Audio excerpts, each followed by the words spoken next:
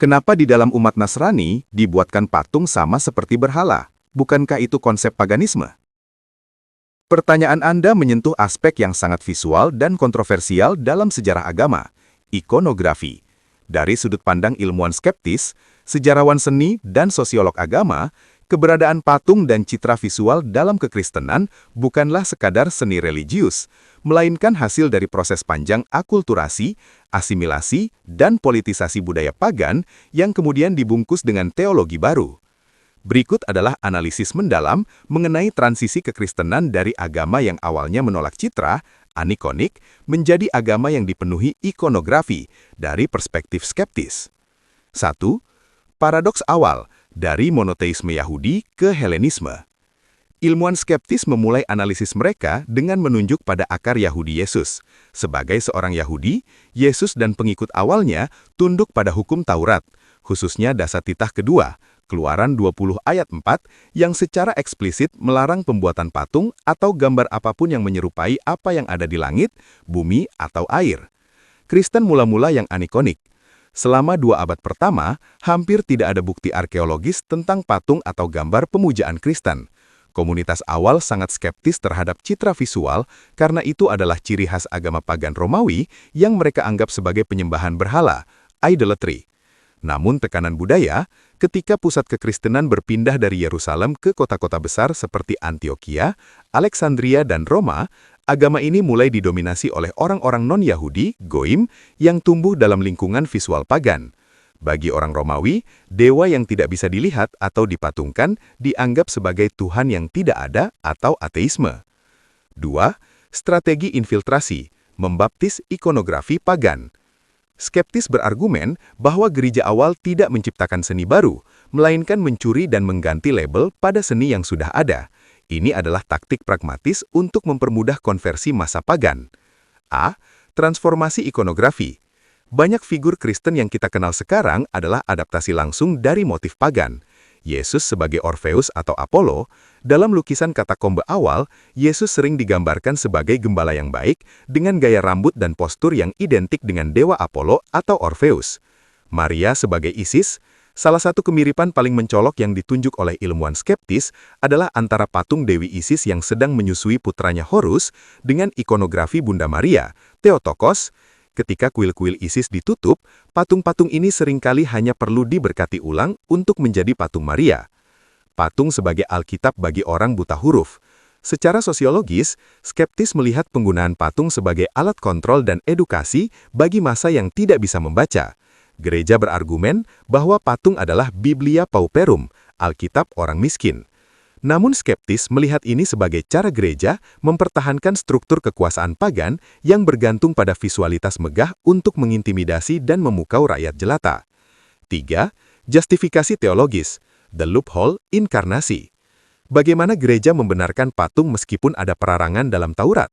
Ilmuwan skeptis melihat munculnya doktrin inkarnasi sebagai celah hukum yang jenius secara politik.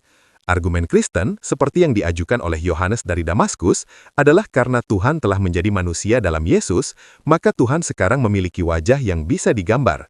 Ilmuwan skeptis melihat argumen ini sebagai rasionalisasi pasca fakta.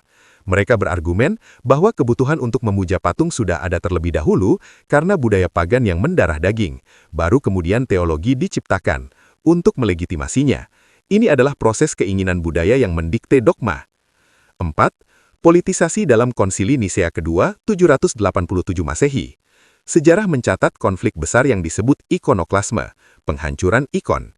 Kekaisaran Bizantium sempat mencoba kembali ke ajaran murni tanpa patung karena pengaruh Islam yang mulai kuat di timur. Namun gerakan ini gagal. Skeptis melihat kemenangan pendukung ikon, ikonodul, bukanlah sebagai kemenangan spiritual, melainkan kemenangan politik. Otoritas Gereja Barat, Paus di Roma menyadari bahwa seni visual adalah aset ekonomi dan politik yang besar. Patung-patung di Basilika menarik peziarah, dan peziarah membawa uang dan loyalitas politik. Pemisahan dengan Islam dan Yahudi.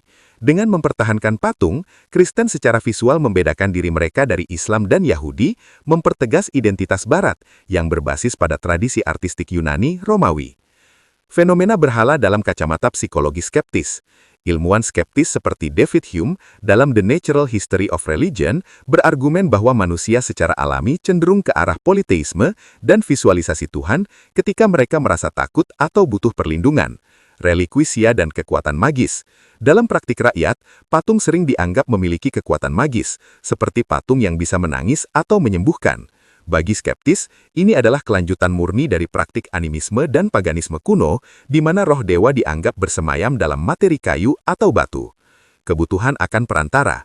Karena konsep Tuhan yang abstrak terlalu sulit dipahami oleh massa, patung Santo Santa dan Maria berfungsi sebagai dewa-dewa kecil yang lebih dekat dan bisa diajak bicara, persis seperti fungsi dewa-dewi lokal, Lares, dalam rumah tangga Romawi.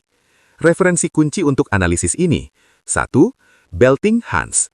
Likeness and Presence, A History of the Image Before the Era of Art, 1994.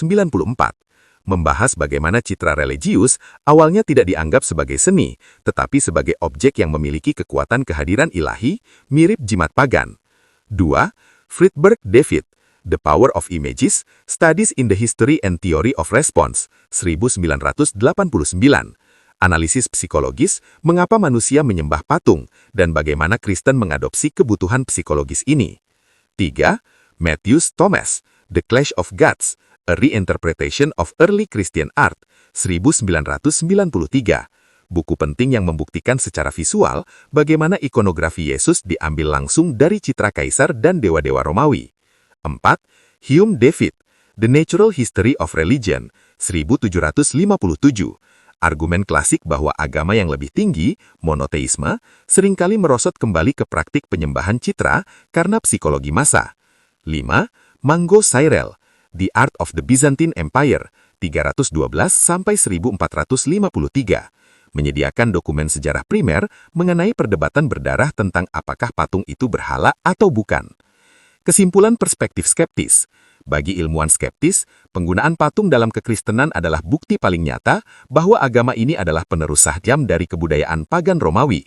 Kristen memenangkan pertempuran sejarah bukan dengan memusnahkan paganisme, tetapi dengan menelannya, mengambil kuilnya, mengambil kalendernya, dan mengambil patung-patungnya, lalu memberinya nama-nama baru yang alkitabiah. Dari sudut pandang ini, perbedaan antara patung Zeus dan patung Yesus, atau patung Isis dan patung Maria, hanyalah masalah label, bukan masalah hakikat pemujaannya.